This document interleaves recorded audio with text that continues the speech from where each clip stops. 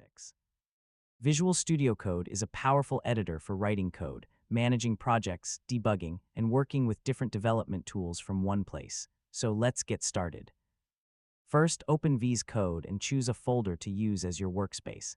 You can open an existing project folder or create a new folder if you're starting something from scratch. Once the folder is open, you'll see your files in the Explorer panel on the left. The main editor area is where you can open and edit your files. You can work with multiple tabs, search through your project, and quickly jump between different files.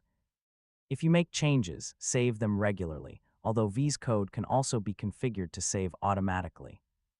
You can use the activity bar to access useful tools such as search, source control, run and debug, and extensions. If you're working with Git, the source control section lets you review changes and manage your project without leaving the editor. Another useful feature is the command palette. It gives you quick access to many VS Code commands without searching through menus. You can also use the integrated terminal to run commands, install packages, and launch development tools. VS Code supports many programming languages, and extensions can add even more features. You don't need to learn everything immediately. Start with the tools you actually need and explore additional features as you become more comfortable. You can also customize the editor by changing themes, fonts, keyboard shortcuts, and other settings.